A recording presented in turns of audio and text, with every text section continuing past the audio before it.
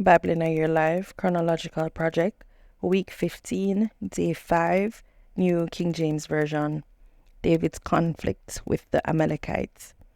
Now it happened, when David and his men came to Ziklag on the third day, that the Amalekites had invaded the south, and Ziklag, attacked Ziklag and burnt it with fire, and had taken captive the women and those who were there, from small to great. They did not kill anyone, but carried them away and went their way. So David and his men came to the city, and there it was, burnt with fire, and their wives, their sons, and their daughters had been taken captive. Then David and the people who were with him lifted up their voices and wept until they had no power to weep.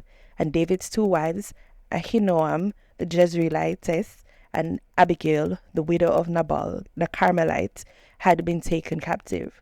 Now David was greatly distressed, for the people spoke of stoning him, because the soul of all the people was grieved, every man for his son and his daughters. But David strengthened himself in the Lord his God. Then David said to Abiathar the priest, Ahimelech's son, please bring the ephod here to me.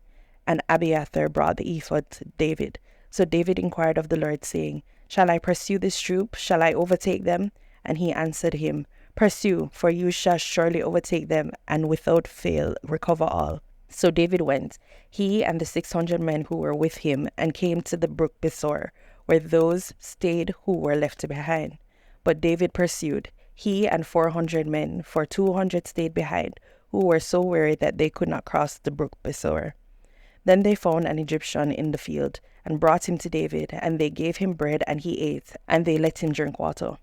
And they gave him a piece of cake of figs, and 2 clusters of raisins. So when he had eaten, his strength came back to him, for he had eaten no bread nor drunk water for 3 days and 3 nights. Then David said to him, To whom do you belong, and where are you from? And he said, I am a young man from Egypt, servant of an Amalekite, and my master left me behind, because 3 days ago I fell sick. We made an invasion of the southern area of the Cherethites in the territory which belongs to Judah, and of the southern area of Caleb, and we burned Ziklag with fire. And David said to him, Can you take me down to this troop? So he said, Swear to me by God that you will neither kill me nor deliver me into the hands of my master, and I will take you down to his troop. And when he had brought him down, there they were, spread out all over the land, eating and drinking and dancing, because of all the great spoil which they had taken from the land of the Philistines and from the land of Judah. Then David attacked them from twilight until evening of the next day. Not a man of them escaped, except 400 young men who had rode on camels and fled. So David recovered all that the Amalekites had carried away, and David rescued his 2 wives. And nothing of theirs was lacking, either small or great, sons or daughters, spoils or anything which they had taken from them.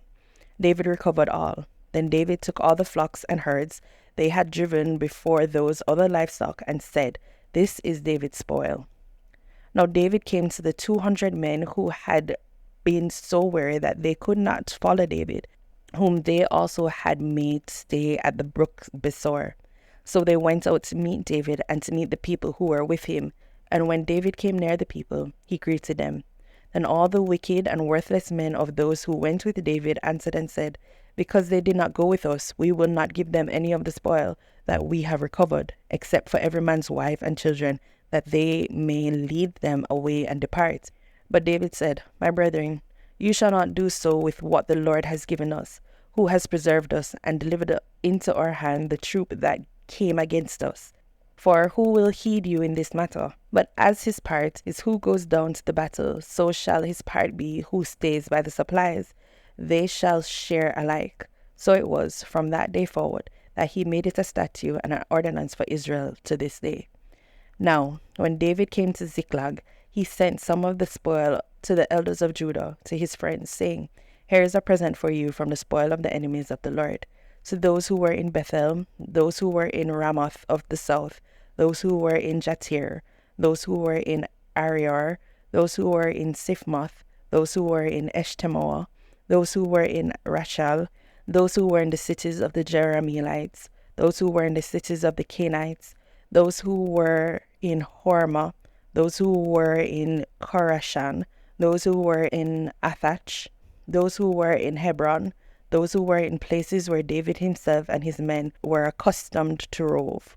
When he went to Ziklag, those of Manasseh who defected to him were Adnah, Jozabad, Jediel, Machael, Jozabad, Elihu, and Zilethai, captains of the thousands who were from Manasseh. And they helped David against the bands of raiders, for they were all mighty men of valor, and they were captains in the army. For at that time they came to David day by day to help him, until it was a great army, like the army of God. The tragic end of Saul and his sons. Now the Philistines fought against Israel, and the men of Israel fled from before the Philistines, and fell slain on Mount Gilboa. Then the Philistines followed hard after Saul and his sons, and the Philistines killed Jonathan, Abinadab, and Malchishua, Saul's sons. The battle became fierce against Saul. The archers hit him, and he was severely wounded by the archers. Then Saul said to his armor-bearer, "Draw your sword, and thrust me through with it, lest these uncircumcised men come and thrust me through and abuse me." But his armor-bearer would not, for he was greatly afraid. Therefore Saul took a sword and fell on it. And when his armor-bearer saw that Saul was dead, he also fell on his sword and died with him. So Saul, his 3 sons, his armor-bearer, and all his men died together that same day. And when the men of Israel who were on the other side of the valley, and those who were on the other side of the Jordan, saw that the men of Israel had fled, and that Saul and his sons were dead, they forsook the cities and fled, and the Philistines came and dwelt in them. So it happened the next day, when the Philistines came to strip the slain, that they found Saul and his sons fallen at Mount Gilboa. And they cut off his head and stripped off his armor, and sent word throughout the land of the Philistines to proclaim it in the temple of their idols and among the people. Then they put his armor in the temple of Ashtoreth, and they fastened his body on the wall of Bethshan.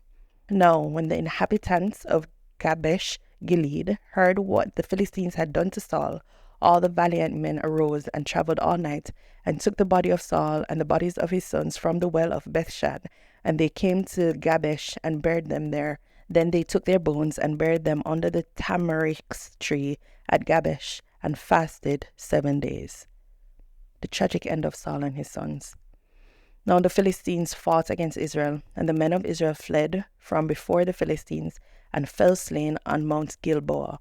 Then the Philistines followed hard after Saul and his sons, and the Philistines killed Jonathan, Abinadab, and Malchishua, Saul's sons. The battle became fierce against Saul. The archers hit him, and he was wounded by the archers. Then Saul said to his armor-bearer, "Draw your sword, and thrust me through with it, lest these uncircumcised men come and abuse me." But his armor-bearer would not, for he was greatly afraid. Therefore Saul took a sword and fell on it. And when his armor-bearer saw that Saul was dead, he also fell on his sword and died. So Saul and his 3 sons died, and all his house died together. And when all the men of Israel who were in the valley saw that they had fled, and that Saul and his sons were dead, they forsook their cities and fled, and the Philistines came and dwelt in them. So it happened the next day, when the Philistines came to strip the slain, that they found Saul and his sons fallen on Mount Gilboa. And they stripped him, and took his head and his armor, and sent word throughout the land of the Philistines to proclaim the news in the temple of their gods and among the people. Then they put their armor in the temple of their gods, and fastened his head in the temple of Dagon. And when all Jabesh Gilead heard all that the Philistines had done to Saul, all the valiant men arose, and took the body of Saul and the bodies of his sons, and they brought them to Jabesh, and buried their bones under the tamarisk tree at Jabesh, and fasted 7 days. So Saul died for his unfaithfulness, which he had committed against the Lord, because he did not keep the word of the Lord, and also because he consulted a medium for guidance, and he did not inquire of the Lord. Therefore he killed him, and turned the kingdom over to David, the son of Jesse. The son of Jonathan was Merib-Baal, and Merib-Baal begot Micah. The sons of Micah were Pithon, Melech, Tariah, and Ahaz. And Ahaz begot Jarath, and Jarath begot Alemeth, Azmaveth, and Zimri. And Zimri begot Moza, and Moza begot Benaiah, Rephaiah his son, Eliash his son, and Azel his son. And Azel had 6 sons, whose names were these: Azrikam, Bosharu, Ishmael, Sheariah, Obadiah, and Hannah. These were the sons of Azel.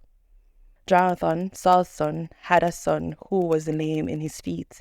He was 5 years old when the news about Saul and Jonathan came from Jezreel, and his nurse took him up and fled. And it happened, as she made haste to flee, that he fell and became lame. His name was Mephibosheth. The report of Saul's death.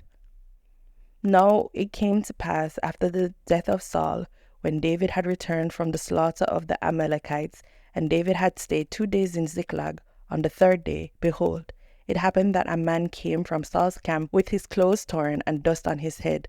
So it was, when he came to David, that he fell to the ground and prostrated himself. And David said to him, Where have you come from? So he said to him, I have escaped from the camp of Israel. Then David said to him, How did the matter go? Please tell me. And he answered, The people have fled from the battle. Many of the people are fallen and dead. And Saul and Jonathan, his son, are dead also. So David said to the young man who told him, How do you know that Saul and Jonathan, his son, are dead? Then the young man who told him said, As I happened by chance to be on Mount Gilboa, there was Saul leaning on his spear, and indeed the chariots and horsemen followed hard after him. Now, when he looked behind him, he saw me and called to me. And I answered, Here I am. And he said to me, Who are you? So I answered him, I am a Amalekite. He said to me again, Please stand over me and kill me, for anguish has come upon me, but my life still remains in me. So I stood over him and killed him, because I was sure that he could not live after he had fallen. And I took the crown that was on his head and the bracelet that was on his arm, and have brought them here to my Lord. Therefore David took hold of his own clothes and tore them, and so did all the men who were with him. And they mourned and wept and fasted until evening for Saul and for Jonathan his son, for the people of the Lord and for the host of Israel, because they had fallen by the sword. Then David said to the young man who told him, Where are you from? And he answered, I am the son of an alien, an Amalekite. So David said to him, How was it you were not afraid to put forth your hand to destroy the Lord's anointed? Then David called one of the young men and said, Go near and execute him. And he struck him so that he died. So David said to him, Your blood is on your own head, for your own mouth has testified against you, saying, I have killed the Lord's anointed. The Song of the Bow. Then David lamented with this lamentation over Saul and over Jonathan his son. And he told them to teach the children of Judah the song of the bow. Indeed, it is written in the book of Jasher. The beauty of Israel is slain on your high places. How the mighty have fallen. Tell it not in Gath. Proclaim it not in the streets of Ashkelon, lest the daughters of the Philistines rejoice, lest the daughters of the uncircumcised triumph. O mountains of Gilboa, let there be no dew nor rain upon you, nor fields of offerings. For the shield of the mighty is cast away there, the shield of Saul not anointed with oil. From the blood of the slain, from the fat of the mighty, the bow of Jonathan did not turn back, and the sword of Saul did not return empty. Saul and Jonathan were beloved and pleasant in their lives, and in their death they were not divided.